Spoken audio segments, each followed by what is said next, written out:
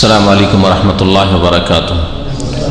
بسم الله الرحمن الرحيم. الحمد لله رب العالمين والصلاة والسلام على سيد المرسلين نبينا محمد وعلى آله وصحبه أجمعين ومن تبعهم بإحسان إلى يوم الدين. أما بعد. আল্লাহ পাক রব্বুল আলামিনের সমস্ত প্রশংসা যে আল্লাহ পাক আমাদের সৃষ্টি করেছেন এবং আমাদেরকে হিদায়াত দান করেছেন। আল্লাহ পাক সম্পর্কে, আল্লাহ পাকের রাসূল সম্পর্কে, আরো অন্যান্য যেসব আকীদার বিষয় সেসব সম্পর্কে কি বিশ্বাস করতে হবে তা আল্লাহ পাক রব্বুল আলামিন জানিয়ে দিয়েছেন, যার নাম হচ্ছে আকীদা। সালাত এবং সালাম নাযিল হোক নবী সাল্লাল্লাহু আলাইহি সাল্লামের উপর, যিনি জানিয়ে এসেছেন তাই হচ্ছে আকীদার উৎস। তাতে থেকে আকীদা গ্রহণ করতে হবে, কোরআন এবং হাদিস। আজকের বিষয়বস্তু হচ্ছে এটা যে আকীদার উৎস কি, মানে আকীদা নেবেন কোনখান থেকে, আকীদা নেবেন কোনখান থেকে, কিসের ভিত্তিতে নেবেন আপনি। আকীদা যুক্তির ভিত্তিতে নেওয়া যেতে পারে, স্বপ্ন থেকে নেওয়া যেতে পারে, কাশফের নাম দিয়ে নেওয়া যেতে পারে, যে কাশফের মাধ্যমে জেনেছি যে এটা বিশ্বাস করতে হবে, নেওয়া যাবে। হ্যাঁ, তো যাবে না যাবে না, কোন কোন জিনিস থেকে নেওয়া যাবে যেগুলো হচ্ছে আকীদার উৎস, আর কোন কোন জিনিসগুলি আজকাল মানুষরা গড়ে নিয়েছে সেগুলির মাধ্যমে তারা মনে করে যে আমরা এইটা পেয়েছি ওইটা পেয়েছি আর ওই সব বিশ্বাস রাখে। এগুলি হচ্ছে গোমরাহির কারণ মানব জাতির, বিশেষ করে মুসলিমদের মধ্যে যেসব শিরক, বিদআত, কুফরি, কুসংস্কার ঢুকেছে তার পিছনে কারণ হচ্ছে এগুলি। হাফিজাহুল্লাহ তাআলা বলছেন আল ফাসলুস সানি, এটা হচ্ছে দ্বিতীয় অধ্যায়, ফি বায়ানে মাসাদিরিল আকীদা, আকীদার উৎস সম্পর্কে। আকীদার উৎস কি, ও মানহাজুস সালাফ ফি তালাক্কিহা, এবং সালাফে সালেহিনের তরিকা পদ্ধতি সেটা গ্রহণ করার ক্ষেত্রে একটি বিষয় হচ্ছে আকীদার উৎস কি, কোনখান থেকে নেবেন আপনি, কিসের ভিত্তিতে নেবেন।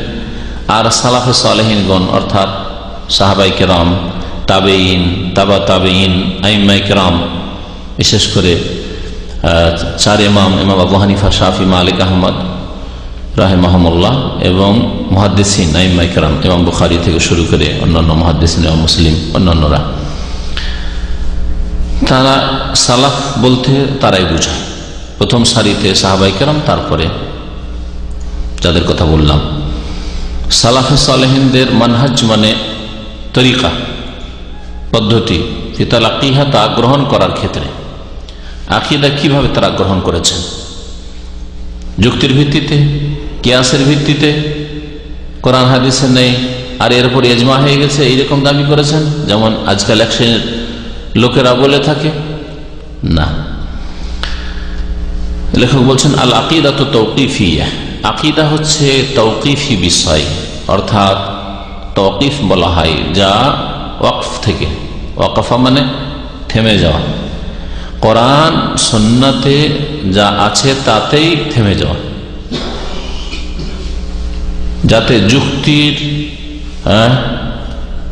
কিয়াসের, তারপরে বিবেকের কোনো অধিকার নেই যে আমার বিবেক বলছে যে এরকম হবে, আকল যেটাকে বলা হয়, আমার মনটা বলছে যে এরকম বিশ্বাস হওয়া উচিত, এর কোনো স্থান নেই। তাওকীফি আকীদা, তাওকীফি মানে কোরআন এবং হাদিস দ্বারা প্রমাণিত হতে হবে। কোরআন হাদিস আছে তাহলে আকীদা বিশ্বাস করলাম, নেই বিশ্বাস করা যাবে। এইরকমই আর একটি বাক্য এর সাথে শুনে নেন, আল ইবাদাতু তাওকীফিয়াতুন, যত ইবাদত আছে তাওকীফি মানে কোরআন সুন্নাহর উপর নির্ভরশীল, কোরআন সুন্নাহর মধ্যে সীমিত। কোরআন হাদিসে আছে তাহলে ইবাদত, আর কোরআন হাদিসে নেই আপনাকে ভালো লাগছে, এটা ইবাদত নেই, বিদআত, বিদআত। আর এখানে বিদআতের রাস্তা খুলেছে। এমন কি মন্দ কাজ করলাম, কাজটা তো ভালোই লাগছে, হ্যাঁ মিলাদ করছি, আমরা সবাই বারাতে হালুয়া রুটি খাচ্ছি, কোন মন্দ কাজটা করলাম, গরিব মিসকিন খাওয়াইলাম, আর সারা বছর কবর জিয়ারত করতে পারি না, দলে দলে গেলাম, একটু কবর জিয়ারত করে আসলাম, বাপ মা আত্মীয় স্বজনের, গ্রামবাসীর, ইত্যাদি ইত্যাদি। না, এই যুক্তি চলবে না। ইবাদত আল্লাহ পাকের নৈকট্য লাভের বিষয়গুলি হচ্ছে তৌকিফি, অর্থাৎ কোরআন এবং হাদিসে সীমিত। কোরআন এবং সহিহ হাদিস, হাদিস বিশুদ্ধ সূত্রে প্রমাণিত এবং কোরআন কারীম, এই দুটোতে সীমিত। এই জন্য মাগরিবের নামাজ কয় রাকাত পড়াইলেন? 3 রাকাত। কেউ যদি বললে 3 কেন পড়বো সারা জিন্দেগি ধরে? 3 একটু বেশি করলাম, অসুবিধা রেখে মন্দ কাজ করলাম, 4 পড়বো। কেউ যদি বললেন না তো বেজোড় করেন, 5 করবো, না 7 করবো, অসুবিধাটা কি? চলবে।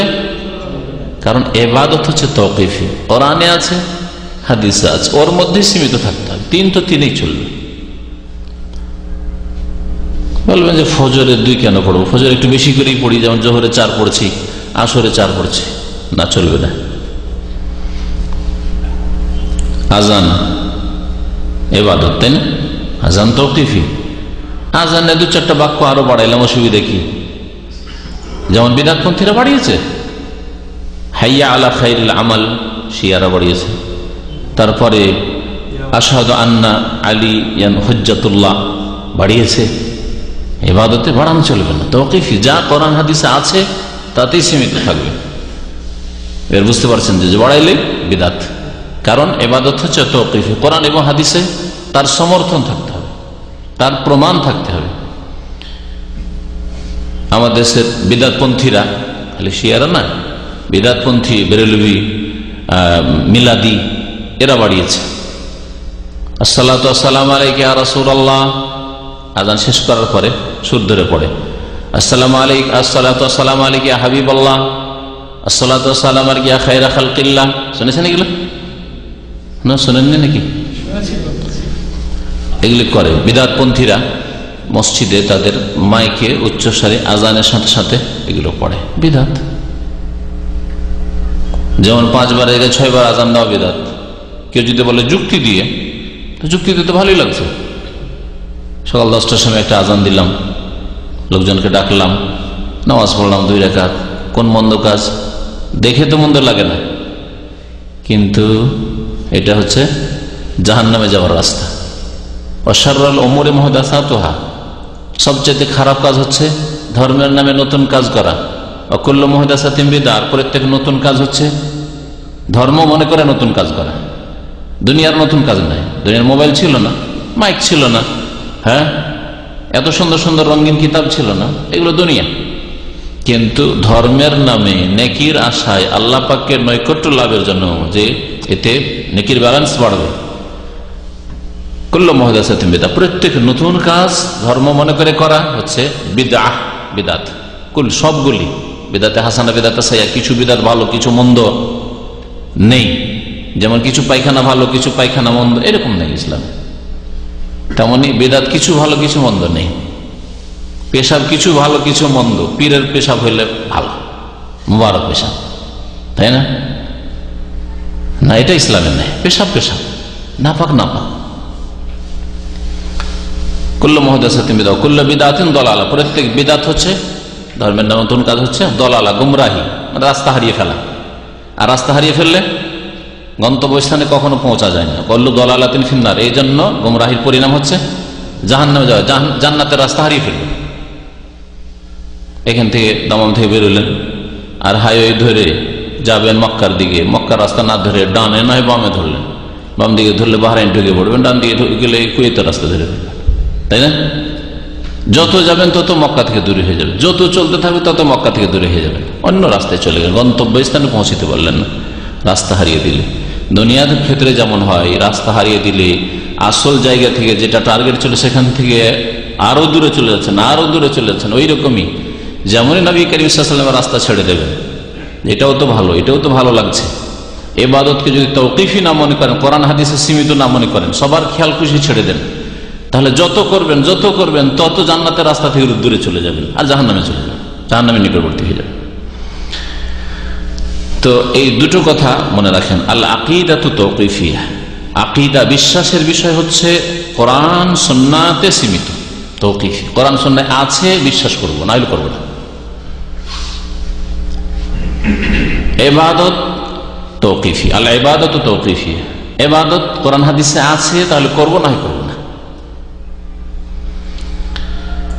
ফালা তাসবুত ওর ব্যাখ্যা করছে, আকীদা যে তাওকিফের ব্যাখ্যা হচ্ছে ফালা তাসবুত ইল্লা বিদালিল মিনাশ শারি, সুতরাং কোন আকীদা সাব্যস্ত হবে না যতক্ষণ পর্যন্ত শরীয়ত প্রচারকের পক্ষ থেকে তার দলিল প্রমাণ না পাবো।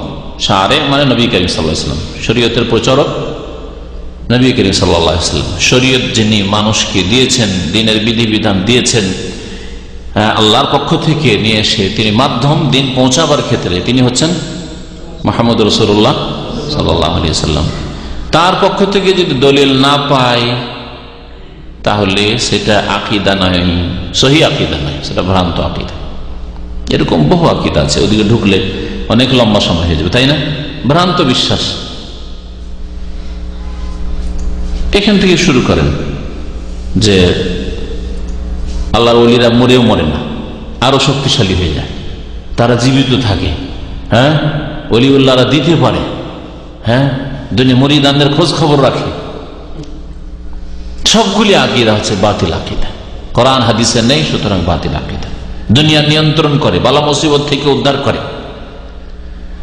তারা জানতে পারে কে মাজারে আসলো না আসলো, কে চাদর চড়াইলো না চড়াইলো, সব শিরকি কুফরি কথা, আল্লাহ ছাড়া কেউ জানে না। গায়বের কথা, আল্লাহ একমাত্র আল হাইয়ুল কাইয়ুম, আয়াতুল কুরসি, আল্লাহু লা ইলাহা ইল্লা হুয়াল হাইয়ুল কাইয়ুম, আল হাই চিরঞ্জীব একমাত্র আল্লাহ। প্রত্যেকে ধ্বংসশীল, প্রত্যেককে মরতে হবে, সুতরাং মারা গেছে। মওতের পরে যে জীবন আছে সেটা পরকালের জীবন, বারজাখী জীবন, দুনিয়ার জীবন নেই। সুতরাং দুনিয়ার কোনো খোঁজ খবর রাখে না। আল্লাহ বলছেন তারা জানেও না যে কখন তাদেরকে কবর থেকে উঠানো হবে, হাসর হবে, কিয়ামত হবে, আর কখন ওলিউল্লাহ উঠতে হবে, কখন নবীকে উঠতে হবে, কেউ খবর রাখে না। অমায়া শরুনা ইয়ানা ইউবাসুন, কোরআনে কারিমের কথা। ওয়ালা মাসরাহা ফিহা লিল রায় ওয়াল ইজতিহাদ, এবং আকীদার ক্ষেত্রে মতামতের এবং ইজতিহাদের, ইজতিহাদ মানে ধর্মীয় ব্যাপারে, ধর্মীয় বিষয়ে প্রচেষ্টা চালানো,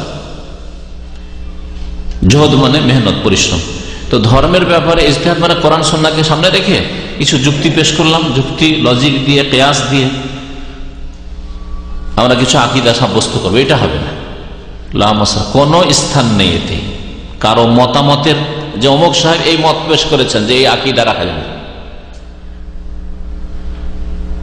অমুক সাহেবের এটা ইজতিহাদ যে আকীদা রাখা যাবে, কিন্তু কোরআনের কোনো আয়াতেও নেই আর রাসূলের কোনো সহিহ হাদিসেও নেই, সেটা আকীদা নাই, সেটা হচ্ছে বাতিল আকীদা, সেটা হচ্ছে ভ্রান্ত আকীদা, সেটা হচ্ছে গুমরাহি আকীদা।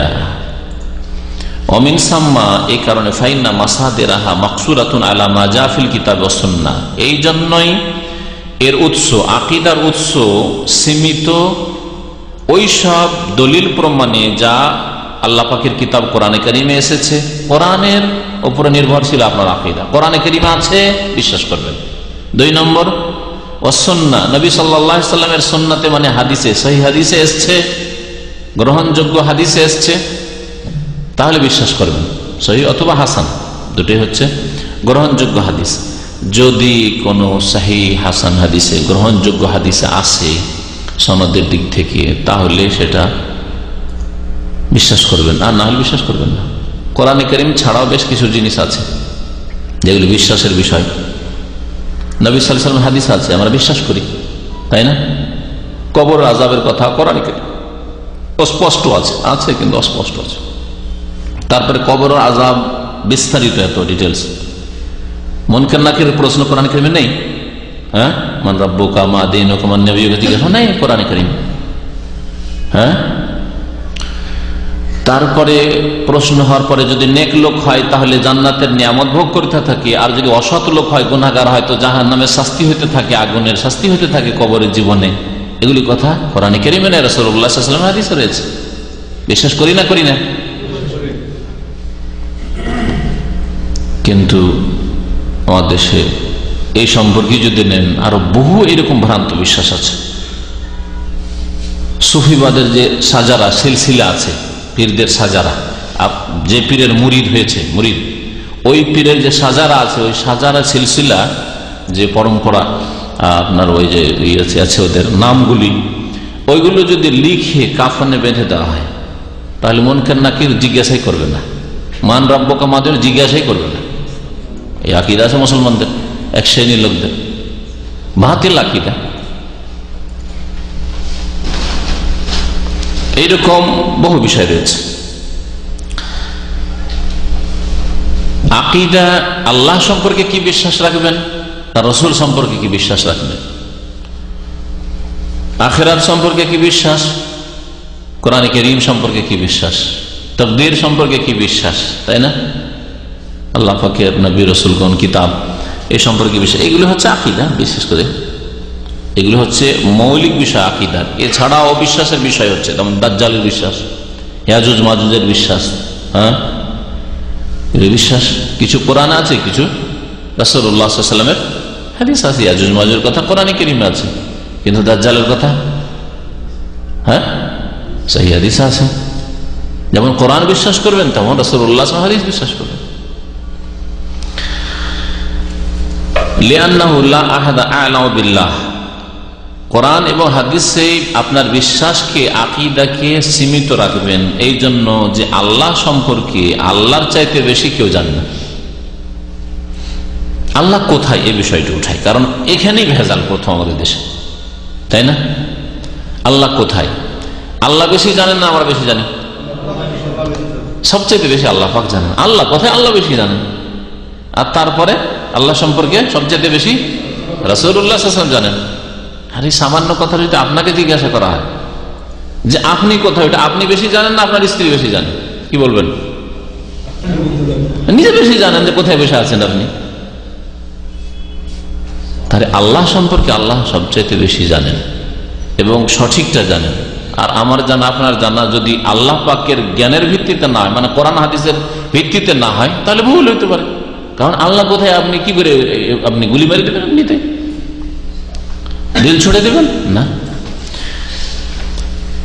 কারণ লা আহাদা আ'লামু বিল্লাহ, আল্লাহ সম্পর্কে আল্লাহর চাইতে বেশি কেউ জানে না। ওয়ামা ইয়াজিবু লাহু ওয়ামা ইউনাজ্জাহু আনহু মিনাল্লাহ, এবং আল্লাহর জন্য কি আবশ্যক বিশ্বাস করা, এবং আল্লাহকে কোন জিনিস থেকে পাক পবিত্র করতে হবে, আল্লাহ চাইতে বেশি কেউ জানে না। আল্লাহ বলছেন আমি আকাশে আছি। আমিনতুম মান ফিস সামায়ে, তোমরা কি নির্ভীক হয়ে গেছো, ভয় করো না সেই সত্তাকে যিনি ফিস সামায়ে মানে কি আকাশের উপরে আছেন, তাই না? আর রহমান ও আলাল আরশি ইস্তাওয়া, রহমান দয়াবান আরো সর্বসমসীন রয়েছেন। আল্লাহর কথা কিনা কোরআনে কারীমের কথা, তা আল্লাহ তার সম্পর্কে বলেছেন, সুতরাং এটা বিশ্বাস করতে হবে। এর বিপরীতে যদি কেউ বিশ্বাস রাখে আল্লাহ সর্বত্র বিরাজমান, আল্লাহ সবকিছুতেই বিরাজমান, আল্লাহ সব জায়গায়, কলবে কলবে মুমিনের কলবে কলবে আল্লাহ, তাহলে বাতিল কথা নাই। ওয়ালা আহাদা বাদাল্লাহি আ'লামু বিল্লাহি মিন রাসূলিল্লাহ সাল্লাল্লাহু আলাইহি ওয়াসাল্লাম, এবং আল্লাহর পরে আল্লাহ সম্পর্কে আল্লাহ রাসূল সাল্লাল্লাহু আলাইহি ওয়াসাল্লামের চাইতে বেশি কেউ জানে না। দুই নম্বরে যেমন বললাম আল্লাহ সম্পর্কে সবচেয়ে বেশি জানেন রাসূলুল্লাহ সাল্লাল্লাহু আলাইহি ওয়াসাল্লাম চাইতে কেউ বেশি জানেন। কিন্তু সুফিবাদে এমন কুফরি কথা শিখিয়েছে,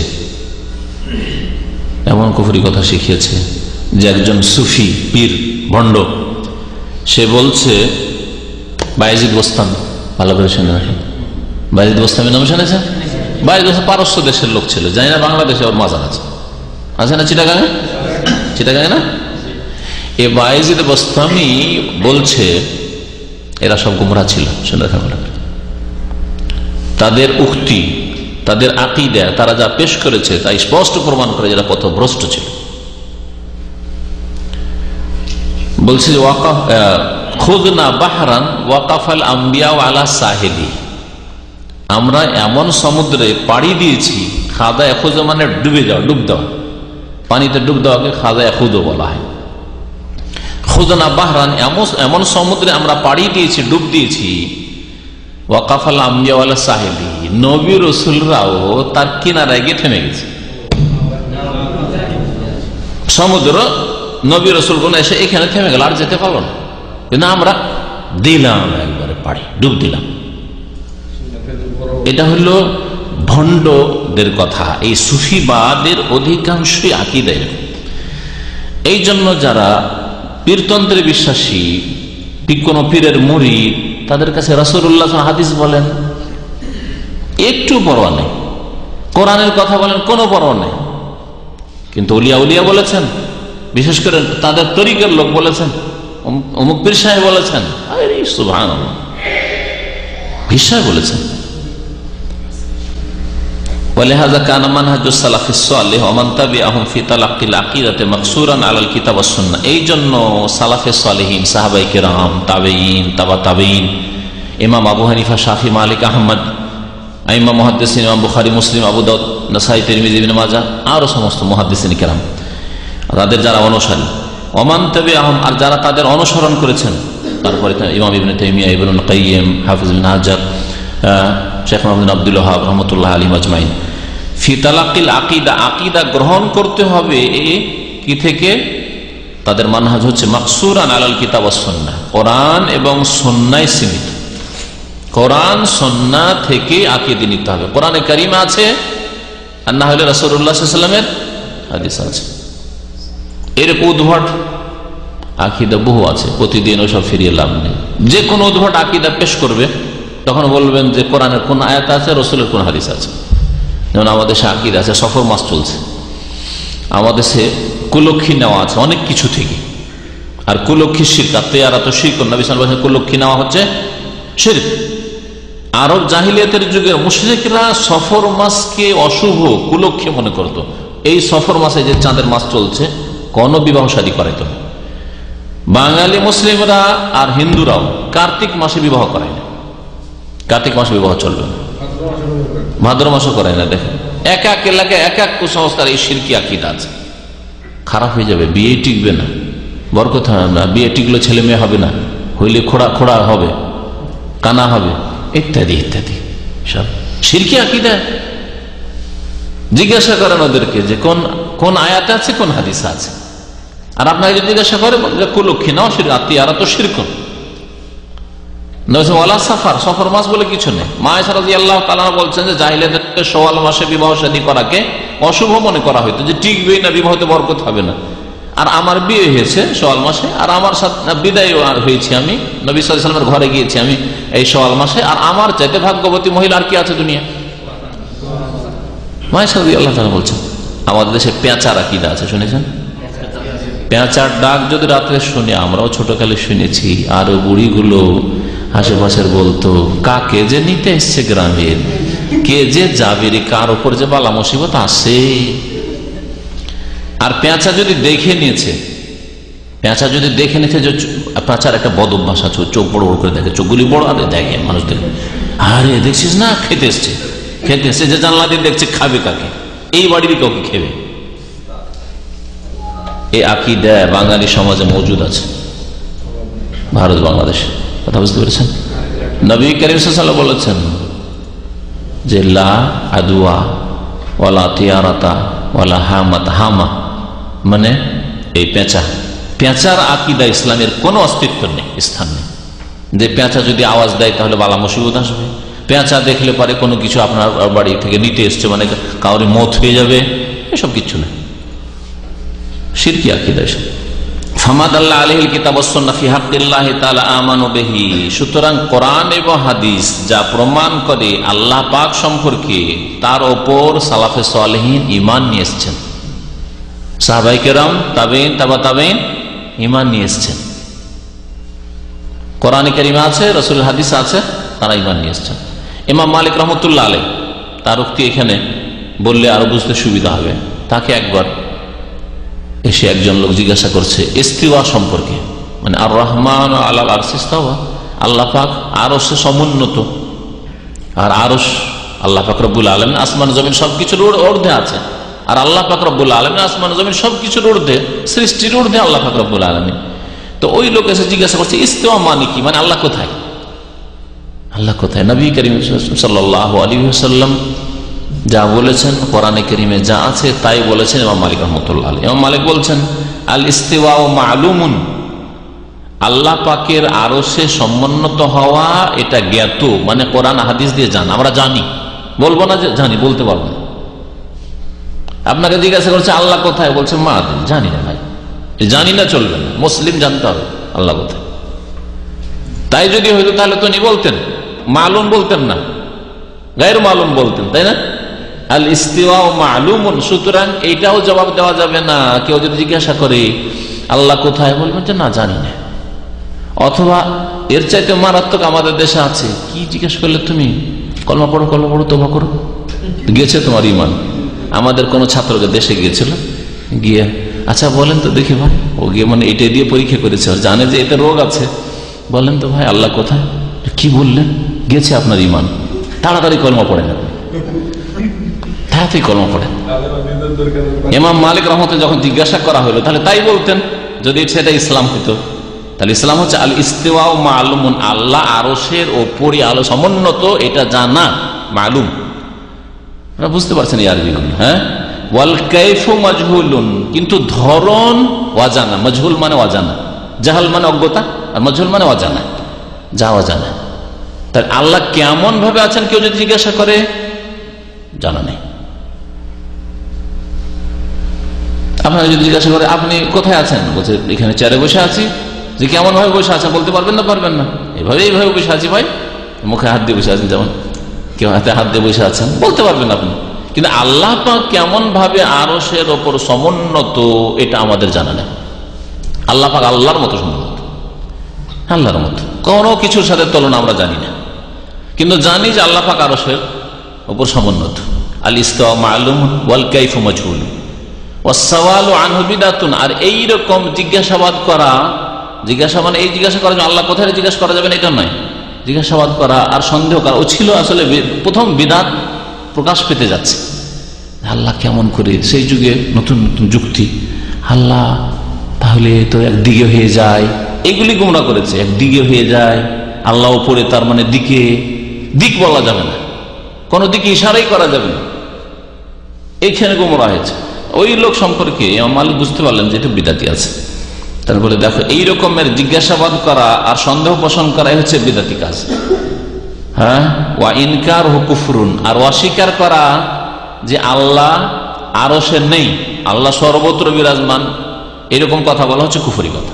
ইনকার হু কুফরুন, ইনকারুল ইস্তিওয়া, আল্লাহ আরশের উপর সমুন্নত, এ কথা অস্বীকার করা হচ্ছে কুফর।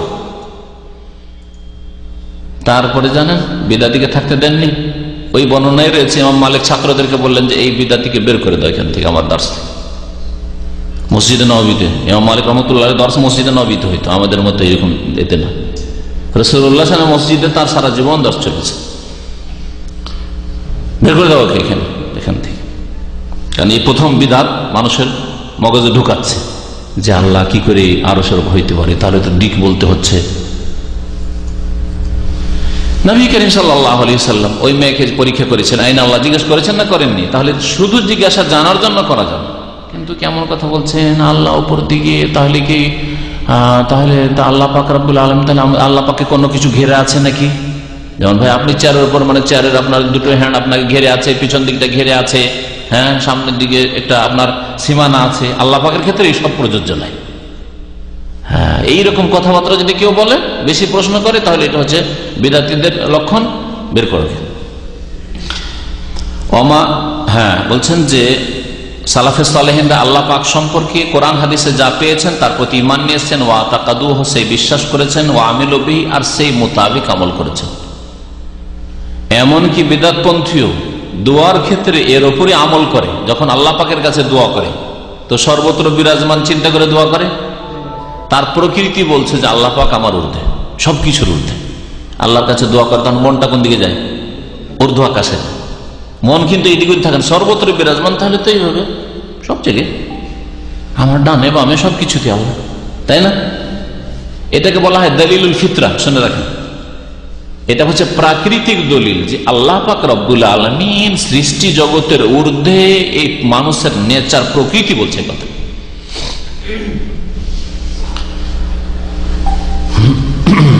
ওয়ামালাম ইয়াদুল্লাহ আলাইহি কিতাবুল্লাহ সুন্নাতে রাসূলিহি, আর আল্লাহ পাকের কিতাব এবং রাসূলের সুন্নাত মানে হাদিস যদি কোনো কিছু প্রমাণ না করে, নাফাউহু আনিল্লাহি তাআলা, তাহলে আল্লাহ থেকে তা অস্বীকার করেছে। সালাফে সালেহিন অস্বীকার করেছেন। আল্লাহ রব্বুল আলামিনের হাত আছে না নেই? আছেন। কোরআনে আছে না হাদিস আছে? কোরআনেও আছে, হাদিসেও আছে। আল্লাহ পাক রব্বুল আলামিনের চোখ আছে না নেই? কোরআনে কারিমে আছে, হ্যাঁ, তাই না? তো কোরআন এবং হাদিস দ্বারা যা প্রমাণিত তা তারা সাব্যস্ত করেছেন, আর যা নেই। এখন যদি আপনাকে কেউ জিজ্ঞাসা করেন যে ভাই আল্লাহর কি বডি আছে, আল্লাহর দেহ আছে, আল্লাহ পাকের নাক আছে, যে কেউ যদি জিজ্ঞেস করে কি বলবেন? না, নাও বলবেন, নাও বলবেন না। কি বলবেন? জানি না, আল্লাহ আল্লাহ। হ্যাঁ, এটা হচ্ছে সঠিক জবাব। না মানে আপনি না করলেন, আপনাকে আল্লাহ জানায়নি, তার মানে এই নয় যে নেই, আর হ্যাঁও নয়। আল্লাহ যতটা জানিয়েছে তা বিশ্বাস করেন, কথা বোঝা গেছে? আর যা আল্লাহ পাক বলেননি সে সম্পর্কে আপনি খেয়াল খুশি বলেন। না বললেও একটা হুকুম লাগালেন, আর হ্যাঁ বললে একটা হুকুম লাগালেন। আপনার হুকুম লাগাবার অধিকার কোথায়? বুঝতে পারছেন না? যেমন একটা লোক বলছেন যাও, এটা একটা হুকুম, আর যেও না, দুটি হুকুম। আপনার এই অধিকার হইতে না হবে? এই অধিকার কি দিল যে আল্লাহ সম্পর্কে আছে আর নেই বলবেন আপনি? বলি ভাই কোরআন হাদিসে আসেনি, তাই এই ব্যাপারে আমরা চুপ, বলতে পারবো না। আল্লাহু আ'লাম, আল্লাহ বেশি জানে।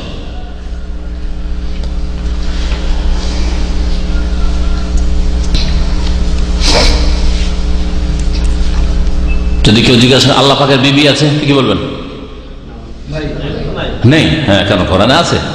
হ্যাঁ হ্যাঁ, লাম ইয়াত্তাখিয সাহিবাতান ওয়ালা ওয়ালাদা। সাহিবা, সাহিবা মানে বিবি, সঙ্গিনী। আল্লাহ পাকের সঙ্গিনী নেই। আল্লাহ পাকের সন্তান সন্ততি আছে? নেই বলবেন। হ্যাঁ, এখানে নেই বলেন। তাহলে যেখানে নেই বলা কোরআনে হাদিসে আছে, যেখানে হ্যাঁ বলা কোরআন হাদিসে আছে, সেটা হ্যাঁ না বলবেন। আর যেটাতে কিছুই নেই, হ্যাঁও নেই নাও নেই, আপনি নিজের পক্ষে হ্যাঁ যখন নেই তখন না করে দিই, খবরদার না। বোঝা গেছে? তো কোরআন এবং হাদিসে যদি না থাকে তো নাফাহু আনিল্লাহ, আল্লাহ থেকে তারা এগুলোকে অস্বীকার করেছে, এগুলোকে তারা সাব্যস্ত করেনি। ওয়া রাফাযু হয়েছে, এগুলিকে অস্বীকার করেছে কেউ যদি বলে। ওয়ালিহাযা লাম ইয়াহসুল বাইনাহুম ইখতিলাফুন ফিল ইতিকাদ, এই জন্য তাদের মাঝে বিশ্বাসের ক্ষেত্রে, আকীদার ক্ষেত্রে কোনো মতবিরোধ দেখা যায়নি। সাহাবায়ে কেরামদের মধ্যে, তাবেঈনদের মধ্যে, তাবেঈন যারা কোরআন সুন্নাহর উপর ছিলেন, কারণ তাবেঈনদের জামানা থেকে কিন্তু খারিজিদের বিদআত আর শিয়াদের বিদআত, হাফেজিদের বিদআত, এই দুই বিদআত শুরু হয়েছিল। দুটো ফিরকা, গোমরা ফিরকা বের হচ্ছে। আহলে সুন্নাত ওয়াল জামাত ডানে বামে দুটো বাতিল ফিরকা বের হচ্ছে। আর তারপর ধীরে ধীরে জাহমিয়া, মুরজিয়া, বহু ফিরকা তখন। তারপরে সুফিদের তরিকতের শেষে চিশতিয়া, কাদেরিয়া, নকশবন্দিয়া, মুজাদ্দিদিয়া, অমুক তমুক, আর শেষ থাকুন দেওবন্দিয়া, বেরেলভিয়া, সব কত যে ফিরকা বেরোল আল্লাহ জানে।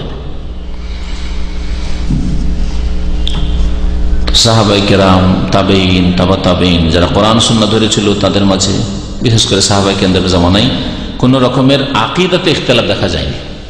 মাসলা মাসাইলে ইখতিলাফ ছিল সাহাবায়ে কেরামদের, মাসলা মাসাইলে ইখতিলাফ ছিল, কিন্তু আকীদায় ইখতিলাফ ছিল না সাহাবায়ে কেরামদের মধ্যে। বাল কানাত আকীদাতুহুম ওয়াহিদা, বরং তাদের আকীদা এক আকীদা ছিল। আল্লাহ সম্পর্কে তাদের আকীদা এক ছিল। ওয়া কানাত জামাত ওয়াহিদা, আর যখন আকীদা এক তখন তাদের দলও ছিল একটা, দল একটা। তাহলে মুসলিম জাতির দল একটা না তার বেশি? আজকালকার মুসলমানদের যদি বলেন যে ভাই মুসলিম সব একটা, তো বলে কি বললেন? তাহলে চার মাযহাবকে উড়িয়ে দিলেন। চারটা দল তো আছে, হানফি, শাফি, মালিকি, হাম্বলি তো আছে, আবার তারপরে আশারি, মাতুরিদি আছে। হ্যাঁ, এগুলো সবগুলি ওদের কাছে আহলে সুন্নাত। আর তারপরে আকীদার ক্ষেত্রে ইখতিলাফ, আশারি, মাতুরিদির ইখতিলাফ হচ্ছে আকীদার ইখতিলাফ, সেগুলিও তাদের কাছে আহলে সুন্নাত। যদিও হানাফি, শাফি, মালিকি, হাম্বলি যদি অরিজিনাল হয় তাহলে আকীদার ইখতিলাফ নয়, মাসলা মাসাইলের ইখতিলাফ অরিজিনাল। আর ডুপ্লিকেট যদি হয়, নকলি হয়, তাহলে আকীদার ইখতিলাফ আছে। কেন বর্তমান যুগে যারা মাযহাবধারী তারা ইমাম আবু হানিফা, ইমাম শাফি, অন্য আইম্মায়ে কেরামদের যে ফিকহি মাযহাব শুধু তাতে সীমিত নেই, তারা আকীদাতে আশারি হয়ে গেছে, না মাতুরিদি হয়ে গেছে। ওইসব আকীদা ইমাম আবু হানিফা, শাফি, মালিক, আহমদ তাদের এইসব আকীদা ছিল না, যার ফলে বর্তমান যুগে যারা মাযহাবের দাবিদার আকীদার ক্ষেত্রে তারা মাযহাবের অনুসারী নয়। একটা আলোচনা অনেক দিন থেকে করব, একটা অনেক দিন আগে করেছিলাম, প্রকৃত হানাফি কে, অডিওতে ছিল। আর ইনশাআল্লাহ তাআলা সময় চলে যাচ্ছে, এবার খুব শীঘ্রই করবো ইনশাআল্লাহ, যে আসলে প্রকৃত মাযহাবধারীকে কয়েক ভাগ করে ইনশাআল্লাহ তাআলা পেশ করব, যে কোনটাকে আসল হানাফি বলবেন, কোনটাকে আসল শাফেঈ বলবেন, কোনটাকে আসল মালিক কি বলবেন, এটাকে না ওইটাকে না ওইটাকে, ইনশাআল্লাহ যদি ভুলে যাই 2070 মধ্যে মনে করে দেবেন। তাদের আকীদা এক ছিল, তাদের দলও এক ছিল। আল্লাহ পাক এক দলের কথা বলেছেন না 4-8-এর কথা বলেছেন? মযহাবের ক্ষেত্রে 4টা করে দিল, ফাটল ধরিয়ে দিল। তরিকতের ক্ষেত্রে মেন 4টা করলো, আর মেন 4টা থেকে কত যে শাখা প্রশাখা সুফি তরিকতের বেরিয়েছে আল্লাহ পাক জানেন।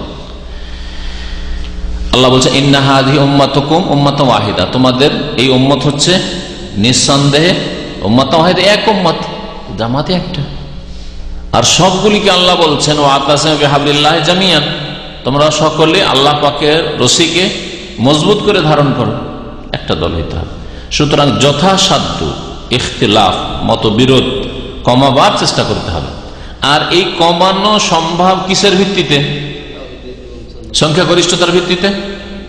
ধরেন আপনারা ওইদিকে বেশি বসে আছেন, ঠিক না, আর আমি এইদিকে, আমরা দুজনে বসে আছি। তো বললেন যে আপনারা দুজন ওইদিকে থাকলে কেমন হবে, আপনারা দুজন এদিকে চলেছেন, আমরা এক হয়ে। এটা একতার ভিত্তি, নাকি আপনারা ভুল পথে আছেন বা ভুল জায়গায় আছেন, আমরা ঠিক জায়গায় আছি, তো সব এক জায়গায় হওয়া, যেখানে ঠিক জায়গা সেখানে আসা, ঠিক পয়েন্টে আসতে হবে। আর সঠিক পয়েন্ট হচ্ছে কোরআন এবং হাদিস। তা কোরআন এবং হাদিসকে মজবুত করে ধরে তার ভিত্তিতে বিনা শর্তে কোরআন হাদিস মানব, কোন শর্ত নাই যে অমুক ইমাম সাহেব বললেন, হুজুর বললেন, কি বললেন না। কোরআন এবং হাদিস সবকিছুর ঊর্ধ্বে থাকবে, মানুষের মতামত, ব্যক্তি মতামতের ঊর্ধ্বে থাকবে। এর ভিত্তিতে একতা আসতে হবে। সংখ্যাগরিষ্ঠতার ভিত্তিতে আমাদের দল ভারী, তোমরা খামাখা গ্রামে 10টা লোক আলাদা হওয়ার কি এটা কোন কথা হইল? তোমরাই ভুল পথে আছো, আমরা 500 জন, তোমার 10-20 জন, এটা যুক্তি চলবে না। এটা হচ্ছে জাহিলিয়াতের যুক্তি। হ্যাঁ, জাহিলিয়াতের যুক্তি।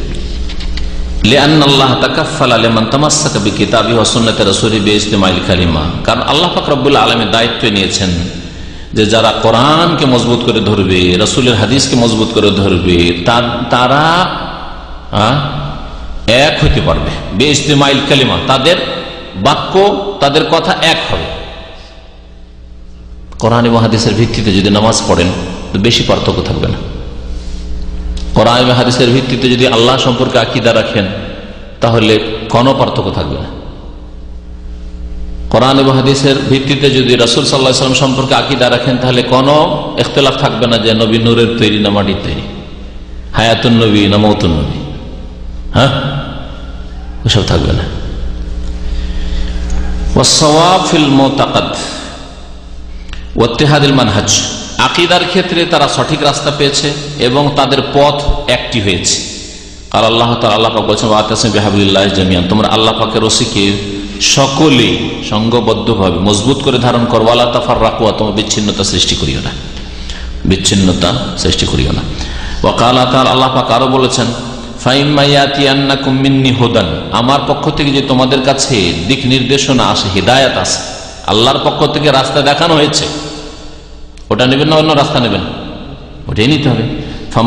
ফামানিত্তাবা হুদায়া, সুতরাং কেউ যদি আমার হিদায়াতকে অনুসরণ করে, ফামানিত্তাবা হুদায়া এটা হচ্ছে সূরা তাহার আয়াত, আর ফামানতাবিয়া হুদায়া ওটা হচ্ছে সূরা বাকারার আয়াত। ফামানিত্তাবা হুদায়া, যেই ব্যক্তি আমার হিদায়াত, আমার দিক নির্দেশনাকে অনুসরণ করবে, মেনে চলবে, ফলো করবে, ফালা ইয়াদিল্লু, সে কখনো পথভ্রষ্ট হবে না, ওয়ালা ইয়াশকা, আর সে কখনো বদনসিব হবে না। ইয়াশকা মানে হচ্ছে হতভাগা হওয়া, হ্যাঁ, ফালা ওয়ালা ইয়াশকা, আর কেউ বদনসিব হবে না। তাহলে বদনসিব কে? জাহান্নামী, সে বদনসিব। যে শিরকে অথবা বিদআতে পড়লো সে বদনসিব, পাপিষ্ট হচ্ছে বদনসিব। আর যেই ব্যক্তি জান্নাতের রাস্তায় আছে সে ভাগ্যবান। ফাম্মাল্লাযিনা সুইদু ফাফিল জান্নাহ, যারা হচ্ছে ভাগ্যবান তারা জান্নাতে। ওয়াম্মাল্লাযিনা শাকু, পক্ষান্তরে যারা হচ্ছে বদনসিব, ফাফিন নার, তারা জাহান্নামে। আল্লাহ বলছেন যারা আমার হিদায়াতকে মেনে চলবে, অনুসরণ করে, ফালা ইয়াদিল্লু, তারা গোমরাহ পথভ্রষ্ট হবে না, ওয়ালা ইয়াশকা, তারা হতভাগা হবে না। ওয়ালিযালিকা সুম্মু বিল ফিরকাতিন নাজিয়া, এই জন্য যারা কোরআন সুন্নাহকে বিনা কোনো শর্তে মেনে চলেছে, কোরআন সুন্নাহকে বুঝেছে সাহাবায়ে কেরামের তরিকায়, কারণ সেই যুগে কোনো ফাটল ছিল না, সেজন্য সাহাবায়ে কেরাম যেভাবে কোরআন সুন্নাহকে বুঝেছেন, তাদের দৃষ্টিভঙ্গি নিয়ে কোরআন হাদিসকে বুঝেছেন, তাদেরকে ফিরকায়ে নাজিয়া বলা হয়েছে। কিয়ামত পর্যন্ত এই দলটিকে নাজাত প্রাপ্ত দল, মুক্তি হাসিলকারী দল। ফিরকা মানে দল, আর নাজিয়া মানে নাজাত থেকে মুক্তিপ্রাপ্ত। লিআন্না নবী সাল্লাল্লাহু আলাইহি ওয়াসাল্লাম শাহিদা লাহুম বিন নাজাত, এদেরকে নাজাত প্রাপ্ত দল কেন বলা হয়? এই জন্য নবী করিম সাল্লাল্লাহু আলাইহি ওয়াসাল্লাম একটি হাদিসে এই দলটিকে নাজাত প্রাপ্ত দলগুলো আখ্যায়িত করেছেন, তাদের জন্য সাক্ষী দিয়েছেন নাজাতের। হিনা আখবারা বিইফতিরাকিল উম্মাহ, যখন নবী করিম সাল্লাল্লাহু আলাইহি ওয়াসাল্লাম ভবিষ্যৎবাণী করেছিলেন যে উম্মতে ফাটল ধরবে, ইলা 73 ফিরকা, কতটি ফাটল? 73 দলে ভাগ হয়ে ফাটল ধরবে। নবী করিম সাল্লাল্লাহু আলাইহি ওয়াসাল্লাম বলেছেন ইফতারাকাত বনু ইসরাইল ইহুদিরা বা ইফতারাকাতিল ইহুদ, ইহুদিরা ভাগ হয়েছে কত ভাগে? 71, ইহদা ও সাবিনা ফিরকা 71 ভাগে। ওয়াফতারাকাত নাসারা, আর খ্রিস্টানরা 72 ভাগে ভাগ হয়েছে। ওয়াসাতাফতারিকু উম্মতি, আর আমার উম্মতের লোকেরা ভাগ বন্টন হয়ে যাবে, বিচ্ছিন্ন হয়ে যাবে দলে দলে, আলা 73 ফিরকা, 73 দলে। কুল্লুহুম ফিন্নার, সবগুলি জাহান্নামে যাবে। সবগুলি জাহান্নামে যাবে মানে এটা নয় যে চিরকাল জাহান্নামে থাকবে। এই কথাটা আপনারা ভালো করে মুখস্থ করেন, কারণ এটা অনেকে বুঝে না। হেদায়েত হয়েছে সামান্য, কিছু পড়েছে, আর তারপরে সবগুলিকে জাহান্নামে মানে চিরকাল জাহান্নামে বানিয়ে দিল, আর মনে করলে যে জান্নাত আমার জন্য শুধু বরাদ্দ। না, এটা ভুল। 73 ফিরকা আর 72 ফিরকা জাহান্নামে যাবেন। নবী সাল্লাল্লাহু আলাইহি ওয়াসাল্লাম এই কথা তো বলেননি যে এগুলো খালেদিন সবগুলি, একথা বলেছেন। এর মধ্যে যারা একেবারে বড় শিরক, বড় কুফরি করেছে, তারা চিরকাল জাহান্নামে থাকবে, আর ফিরে আসেন, শিরক কুফরিতে ফিরে আসেন, ওই অবস্থায় মরে গেছে সেগুলি। আর যারা বিদআত করেছে, ছোট শিরক করেছে, শিরকে আসগার করেছে, ওরাও তো ফিরকা অনেকগুলি, সেগুলি কিছুদিন জাহান্নাম, দীর্ঘদিন জাহান্নাম তাদের অপরাধ হিসাবে। এমনও ফিরকা হবে যেগুলি জাহান্নামের হকদার, জাহান্নাম তাদের পানিশমেন্ট ছিল হয়তো 2-4 বছর, 2-4-6 মাস বা কিছুদিন, কিন্তু তারা যেহেতু মুসলিম ছিল, নামাজি ছিল, বিদআতপন্থী নামাজি ছিল, শিরক পর্যন্ত পৌঁছেনি, বড় কুফরি পর্যন্ত পৌঁছানি, ইসলাম বিনষ্টকারী কোনো কাজ করেনি, সুতরাং তাদের জন্য হতে পারে নবী সাল্লাল্লাহু আলাইহি ওয়াসাল্লাম শাফাআত, হতে পারে আল্লাহ পাকের রহমত, হতে পারে কবর আযাব দিয়ে মাফ। কবর আযাব হয়েছে, যে দেখা গেল যে কবর আযাব দিয়ে ওই যে জাহান্নামী দল ছিল, কবর আযাব ও জাহান্নামের শাস্তি কিছু পেয়েছে, জান্নাতে গেল। আহলে সুন্নাত ওয়াল জামাত কোরআন সুন্নাহর অনুসারীদের সাথে জান্নাতে যাচ্ছে, আশ্চর্য হওয়ার কিছু নেই। এই হাদিসের ব্যাখ্যা বিস্তারিত এইভাবে বোঝা উচিত, কারণ আমাদের দেশে বক্তা হাদিস পড়ে দিল আর জান্নাত জাহান্নাম হুকুম লাগিয়ে দিল, কোনো ওর বিস্তারিত কিছু ব্যাখ্যাও করলো না। সবগুলি চিরকাল জাহান্নামে তো থাকবে না, জাহান্নামে চিরকাল থাকবে একমাত্র যারা নিজের ইসলামকে পুরোপুরি নষ্ট করে দিয়েছে, ভঙ্গ করেছে, বড় শিরক করে, বড় কুফরি করে, বড় মুনাফিকি করে। কুল্লুহা ফিন্নার, নবী সাল্লাল্লাহু আলাইহি ওয়াসাল্লাম কি বলেছিলেন? সবগুলি জাহান্নামে, ইল্লা ওয়াহিদা, একটি দল। ওয়াল্লামা সুইলা আন হাযিহিল ওয়াহিদা, এই একটি দল যে জান্নাতে যাবে, একটি দল জান্নাতে যাবে মানে ওই দলটি জাহান্নামে যাবে। ওই দলটি দখুল আউয়ালি হবে, মানে জান্নাতে প্রথম থেকে যাবে, প্রথম থেকে জান্নাতে যাবে। তাদের বাকি আমল ঠিক হয়, তাহলে এমন নয় যে আকীদা বিশ্বাস ঠিক, আল্লাহ সম্পর্কে আকীদা ঠিক, রাসূল সম্পর্কে আকীদা ঠিক, পরকাল সম্পর্কে আকীদা ঠিক, ঠিক না, কিন্তু নামাজি ঘাটতি জাহান্নামে যাবে না। আকীদার কারণে জাহান্নামে যাচ্ছে না, কিন্তু নামাজ ঘাটতি, ফজর নামাজ পড়ে সেজন্য জাহান্নামে যাচ্ছে। সুদ খেয়েছে, ঘুষ খেয়েছে, সহি আকীদার লোক, ঘুষ করছিল, হারাম খেয়েছে, আত্মসাৎ করেছে, মসজিদের টাকা, মাদ্রাসার টাকা, এতিমখানার টাকা বেঈমানি করেছে, সেজন্য জাহান্নামে যাচ্ছে। কখনো এটা ভাববেন না যে সহি আকীদা আছে সুতরাং 7 খুন মাফ, এটাও নয়। দিনের একটা দিক হচ্ছে আকীদা ছাড়া ইবাদত, সেটা কমপ্লিট হইতে হবে, ফরজ ওয়াজিব, আর আরেকটা হচ্ছে আখলাক মুআমালাত, আদান প্রদান, বিবাহ শাদী, কেনা বেচা, ব্যবসা বাণিজ্য, রুজি রোজগার। রুজি রোজগার হারাম ছিল, আবার সহি আকীদার লোক জান্নাতে চলে যাবে, জাহান্নামে যাবে। হয়তো কোনোদিন ফিরে আসতে পারে, কিন্তু দীর্ঘদিনও থাকতে পারে, বহুকাল থাকতে পারে। খুন করেছে, সহি আকীদার লোক খুন করেছে, জিনা করেছে, নাই। আর হারাম খাওয়া তো বহু লোকের মধ্যে আছে, আকীদা সহি কিন্তু পয়সার লোভ সামলাতে পারে না, পয়সার লোভ সামলাতে পারে না। ধর্মীয় প্রতিষ্ঠানের নেতৃত্ব দিয়ে সংগঠনের পয়সা মেরে খাওয়া, মাদ্রাসার পয়সা মেরে খাওয়া। বাবার কিছু ছিল না, গরিব ফকির বহু লোক আছে যারা আজকে কোটি কোটি টাকার মালিক, এতিমখানা চালিয়ে, মাদ্রাসা চালিয়ে, মসজিদ নির্মাণ করে। বললেন সব সহি আকীদা সুতরাং জান্নাতে? এত সহজ নয়। আল্লাহ বলছে আম হাসিবতুম আন তাদখুলুল জান্নাহ, এত সস্তা একবারে জান্নাত নাকি? যে আকীদাটা ঠিক করে নিয়েছে আর জান্নাত বরাদ্দ হয়ে গেছে, কখন না। আকীদা, ইবাদত, আখলাক, চরিত্র, মামলাত, আপনার মামলাত, আদান প্রদান, লেনদেন, রুজি রোজগার যেন ঠিক থাকে, এর নাম হচ্ছে ইসলাম। আসলে নবী করিম সাল্লাল্লাহু আলাইহি ওয়াসাল্লাম তখন কি জবাব দিয়েছিলেন ওই দলটিকে, যে দলটি জান্নাতে যাবে? প্রথমে হিয়া মান কানা আলা মিসলি মা আনা আলাইহিল ইয়াওম ওয়া আসহাবি। নবী সাল্লাল্লাহু আলাইহি সাল্লাম আর একটা বাক্য দিয়ে জবাব দিয়েছেন, হুমুল জামাত, ওরা হচ্ছে আল জামাত, যারা জামাতবদ্ধ। অর্থাৎ রাসূলুল্লাহ সাল্লাল্লাহু আলাইহি ওয়াসাল্লাম যেই জামাত দল ছেড়ে গেছেন, সাহাবায়ে কেরামদের জামাত, ওই জামাতের সাথে যে দল আছে, তাহলে দেখতে হবে যে সাহাবায়ে কেরামদের আকীদা আল্লাহ সম্পর্কে, রাসূল সম্পর্কে, আখিরাত সম্পর্কে, তাকদীর সম্পর্কে কি ছিল, ওই আকীদায় বিশ্বাসী ওরা, হুমুল জামাতের অর্থ। আর এখানেও ওইটাই বোঝানো হয়েছে, হেয়া ওই দলটি হচ্ছে মান কানা আলা মিসলি মা আনা আলাইহিল ইয়াওম, আজকে আমি যেই পথের ওপর আছি তার অনুরূপ অবস্থায় জীবনযাপন করব, আকীদার ক্ষেত্রে, ইবাদতের ক্ষেত্রে, আখলাকের ক্ষেত্রে। ওয়া আসহাবি, এবং আমার সাহাবায়ে কেরাম যেই পথের ওপর আছে ওই রকম যারা হবে, ওই রকম যারা হবে।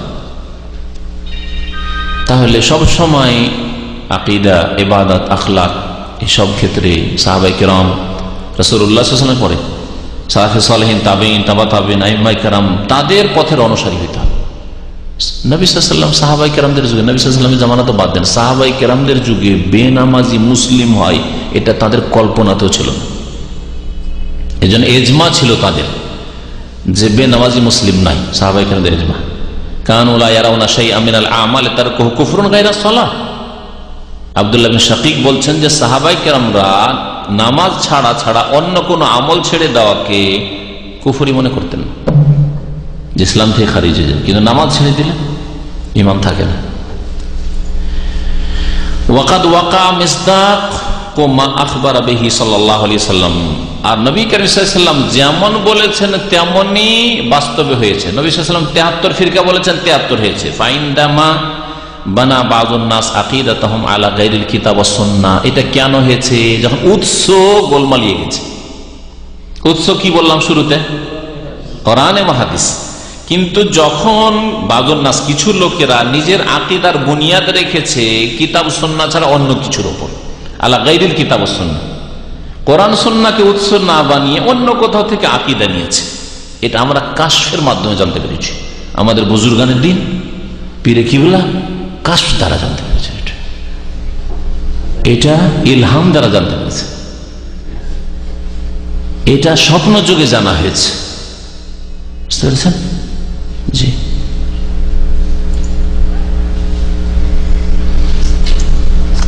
এটা রেজালুল গায়ব তারা জানিয়েছে। রেজালুল গায়বের একটা আকীদা আছে, মানে অদৃশ্য কিছু আর ওলিউল্লাহরা আছে, গৌস, কুতুব, আবদাল, ওদের মাধ্যমে জানা হয়েছে। যখনই কোরআন সুন্নাহ ছাড়া অন্য কিছুকে আকীদার বুনিয়াদ বানিয়েছে, যেমন ইলমুল কালাম, একটা উদাহরণ দিয়েছে, ইলমুল কালাম। ইলমুল কালাম বলে তর্কবিদ্যাকে। বিশেষ করে আব্বাসীয় আমলে মুসলমানদের মধ্যে, আব্বাসী খেলাফতের যুগে, হারুন রশিদের জামানায়, তার বাবা ছিলেন খলিফা মানসুর, এইসব জামানায় প্রথম গ্রিক দর্শন, নাম শুনেছেন, ইউনানি ফালসাফা বলা হয় আরবিতে। গ্রিক দর্শন, ইউনানি ফালসাফা, গ্রিকরা সভ্য ছিল, রোম গ্রিক, এরা সভ্য ছিল, ওদের ফিলোসফি ছিল, দর্শন ছিল, ওগুলো অনুবাদ হয়ে আসতে লাগলো। আরবিতে অনুবাদ করার জন্য কিছু লোক লাগালো যে দেখি ওদের কিছু বিদ্যা যেগুলো আছে ভালো, সেগুলোতে আমাদের জাতি উপকৃত হোক। যেমন মেডিকেল সায়েন্স আজকাল আরবিতে অনুবাদ হচ্ছে, তাই না? আরবিতে অনুবাদ হয়ে, যেমন মিশরে মেডিকেল সায়েন্স, মেডিকেল পড়ানো হচ্ছে, MBBS পড়ানো হচ্ছে আরবি মিডিয়ামে, আর অন্য অন্য দেশেও ইংলিশ দিয়ে পড়ানো হচ্ছে। যেমন আমাদের দেশগুলিতেও ইংলিশ দিয়ে, বাংলাতে আপনি পাবেন না, হয়তো মেডিকেল পড়া হবে না, ইংলিশ দিয়ে পড়তে হবে আপনাকে। একটা ইঞ্জিনিয়ারিং পড়লে ইংলিশ মিডিয়ামে যেতে হবে আপনাকে। বাংলা মিডিয়ামের ছেলেকে ইঞ্জিনিয়ারিং ঢুকলে বা মেডিকেলে ঢুকলেও ইংলিশ মিডিয়ামে যেতে হবে। তো ওরা ওই জামানে মনে করলো, প্রথমখানে মনে করলো যে ওদের বিদ্যাগুলো আসো, কিছু দর্শন শিখি, ওদের থেকে যদি কিছু উপকৃত হইতে পারি। কিন্তু উপকার কি হবে? বিজাতি কাফেরদের বিদ্যা এসে তাদের আকীদাই বরবাদ করে দিল। যুক্তিকে 1 নম্বরে রাখলো আকল, আর নাকল কোরআন হাদিসের দলিলকে 2 নম্বরে। আল্লাহ যদি আসমানের উপর হয় তাহলে তো বলতে হয় যে আল্লাহ একদিকে আছে, তাহলে তো এই ছাদের নিচে নেই, জমিনের নেই, আল্লাহ উপর দিকে আছে। তা আল্লাহর একটা সাইড হয়ে গেল, তাহলে এদিক তো খালি আল্লাহ থেকে ইশারা করা হয়ে গেল। এইভাবে গোমরাহ হয়েছে। ইলমুল কালামে যারাই গেছে, ইলমুল কালামে ব্যস্ত হয়েছে আশআরীরা, মাতুরিদীরা, আর ব্যস্ত হয়েছে মুতাজিলারা। মুতাজিলা বেশি গোমরাহ হয়েছে, যারা কোরআনকে আল্লাহর সৃষ্টি মাখলুক বলে দিল এবং বড় বড় আইম্মায়ে কেরামদের জুলম অত্যাচার করেছে তাদের শাসকরা এবং তাদের বিদাতি আলেমরা। আর একদল নিজেদেরকে আহলে সুন্নাত ওয়াল জামাত বলে আশারি মাতুরিদীরা, তারা তাদের বিরুদ্ধে লড়াই করতে করতে তারাই ওই কুফরির কাদাতে আছাড় খেয়ে তারাই ঈমান আমল হারিয়ে দিল, তারাও গোমরাহ হয়ে গেল। আল্লাহ পাকের 7টা সিফাত মানা যাবে, কিন্তু আল্লাহ পাকের ওগুলো দিক মানা যাবে না। আল্লাহ পাকের হাত মানা যাবে না, কুদরতি হাত। আল্লাহ পাকের পা মানা যাবে না, আল্লাহ পাকের চক্ষু মানা যাবে না। আল্লাহ পাকের চক্ষু মানে রক্ষণাবেক্ষণ, দেখাশোনা, আল্লাহ দেখাশোনা করেন। যুক্তিকে 1 নম্বরে, আর 2 নম্বরে কোরআন হাদিস হয়ে গেল ইলমুল কালাম ওয়ালাদের কাছে। ইলমুল কালাম মানে ওই আশারি মাতুরিদি মতবাদ, যারা যুক্তি দিয়ে ইসলামকে বুঝার আর বুঝাবার চেষ্টা করতো মানুষকে। যুক্তি তর্কে লিপ্ত হইল মুতাজিলার সাথে, মুনাজারা আর বহস করতে গিয়ে মুতাজিলা গোমরাহ হইল, এরা নিজেরা গোমরাহ হইল। ওয়া কাওয়াইদুল মানতিক, এবং মানতিক লজিক, মানতিক আমাদেরকে পড়ানো হয়েছে। মানতিক পড়ে মাথা খারাপ করা হয়েছে, কিছুই ফায়দা হয়নি, না দুনিয়া লাভ হয়েছে না আখিরাতের লাভ হয়েছে। আর আমাদের চাইতে আমাদের ওস্তাদদের আমলে আরো বেশি পড়িয়ে বেকার করা হয়েছে, তার জিন্দিগিটা বেকার করা হয়েছে। আমার এক ওস্তাদ বুখারী পড়েছেন, 40-45 বছর বুখারী ওনার পড়া হয়ে গেছে, তখন আমি তার কাছে বুখারী পড়েছি। তো রহমানী সাহেব উনি বলতেন যে বাবারে, এই মানতিক পড়াতে যত মেহনত করেছি, ওই মেহনতটা যদি কোরআন হাদিসে করতাম, আর এই মানতিক না পড়ে তো দিনী মাদ্রাসাগুলিতে, তাহলে বুখারীর হাফেজ হয়ে যেতাম। শুধু তোমাদের বুখারী পড়াইতাম না, বুখারীর হাফেজ হয়ে যেতে পারতাম। মানতিকে কত কিতাব যে পড়িয়েছে, আমরাই তো পড়েছি 8টা-10টা কিতাব। ফালতু ফালতু জিন্দেগিতে বেকার করা হয়েছে। একটা করে সাবজেক্ট প্রতি বছর। তর্কবিদ্যা, যুক্তি, যাতে পড়তে গিয়ে শিক্ষক ভালো করে বুঝে না, আর ছাত্রও বুঝে না, আর যারা বুঝেছে, যে আমলে বুঝে, অধিকাংশই গোমরাহ হয়েছে। নিজের আকলকে, বিবেককে কোরআন হাদিসের দলিলের উপর প্রাধান্য দিয়েছে। এটা তো যুক্তিতে ধরে না, এটা যুক্তিসম্মত লাগে না। যেমন আল্লাহ যদি হাত হয়, তার মানে আল্লাহর অঙ্গ প্রত্যঙ্গ আছে। আল্লাহর অঙ্গ প্রত্যঙ্গ বলা, আল্লাহকে পবিত্র করা হইল না, আল্লাহকে দুর্বল করে দেওয়া হইল। এই জন্য হাত থেকে পাক করতে হবে, এই জন্য চোখ থেকে আল্লাহকে পাক করতে হবে, এই জন্য আল্লাহকে পা থেকে পাক করতে হবে। আল্লাহ পাকে দেখেন। এই জন্য আশারি মাতুরিদি মতবাদ আপনাদেরকে একটু বলছি, কারণ এগুলো বেশি শুনে লাভ নেই। বলছে সামিউন বিলা সামিন, শোনেন কিন্তু শোনার কোন তাদের কাছে অঙ্গ প্রত্যঙ্গ নাই আল্লাহ পাকের কাছে। সামিউন বিলা সামিন, তারপরে বাসিরুন বিলা বাসারিন, দেখেন তিনি কিন্তু চোখ নেই। আল্লাহ দেখেন কিন্তু চোখবিহীন দেখেন। বুঝতে পেরেছেন? জি।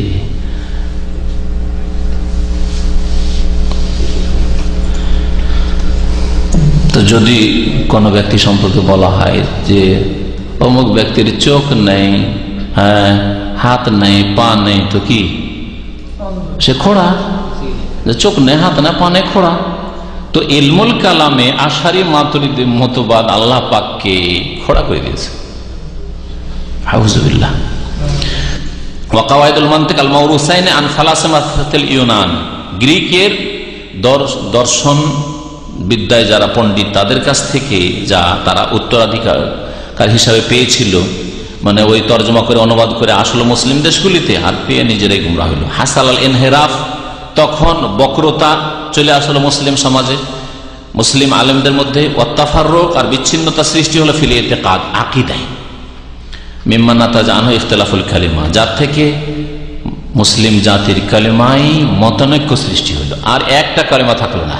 আমরা লা ইলাহা ইল্লাল্লাহ বিশ্বাসী, আমাদের কিবলা এক, আল্লাহ এক, কোরআন এক, রাসূল এক, সুতরাং আমরা জাতিতে এক না। আশারি পয়দা হলো, মাতুরিদ পয়দা হলো, মুরজিয়া পয়দা হলো, জাহমিয়া পয়দা হলো, কাদরিয়া পয়দা হলো, জাবরিয়া পয়দা হলো। কাদরিয়া যখন তকদির অস্বীকার করলো, জাবরিয়া বললো তার উল্টোটা। বহু দল এরকম পয়দা হলো শুধু যুক্তি খাটিয়ে। ওয়াতাফাররুকুল জামাত, এবং মুসলিম জামাতের মধ্যে বিচ্ছিন্নতা সৃষ্টি হলো। ওয়াতাসাদ্দু বিনাইল মুজতামাল ইসলামিক, ইসলামী সমাজের যে বুনিয়াদ তাতে ফাটল ধরল। তাসাদ্দু মানে ফাটল ধরা। এইভাবে কোরআন সুন্নাহকে উৎস মানে কোরআন সুন্নাহ থেকেই আকীদা নিতে হবে, এটা না করার কারণে এই অবস্থা হয়েছে। লেখক আরো দিকগুলি উল্লেখ করেনি যে কারণে জাতি গুমরাহ হয়েছে। তা হচ্ছে সুফিবাদ যখন আসলো, সুফিবাদ কোরআন এবং হাদিসকে তারা উৎস বানাইল না। তার মধ্যে একটা ইলহাম, কাশফ, স্বপ্ন, মানাম, খাব, এগুলি তাদের কাছে গুরুত্ব পেল। আর তারপরে তারা তখন এলিমকে, বিদ্যাকে ভাগ করলো, শরীয়ত আর মারিফত, মানে বাতিনি এলিম আর জাহিরি এলিম। বাতিনি এলিম শুধু ওই খেজেরের তরিকায় পীরদের কাছে এসছে, আর জাহিরি এলিম আবু হানিফা, শাফি, মালিক, আহমদ এসব আইম্মা আর এদের কাছে এসছে, ফোকাহাদের কাছে এসছে। এদের কাছে বাতিনি এলিম নাই। হ্যাঁ, সুতরাং বাতিনি এলিম হলে হাটহাজারি ফারেক হইলো, দেওবান ফারেক হইলো, বাতিনি এলিম হাসিল করার জন্য পীর ধরতে হবে, মুরিদ হইতে হবে। যার ফলে বহু আলেমরা মাদ্রাসা ফারেক হয়ে ওই পীরের মুরিদ, জাহেল পীরের মুরিদ। আর যদি বলেন যে না সে মাদ্রাসা পড়েছেও, তো সে বিদআত পড়েছে, সেও জাহেল, মানে কোরআন এবং হাদিসের জ্ঞান থেকে জাহেল। এইভাবে গোমরাহ হয়েছে, যার ফলে বহু বাতিনি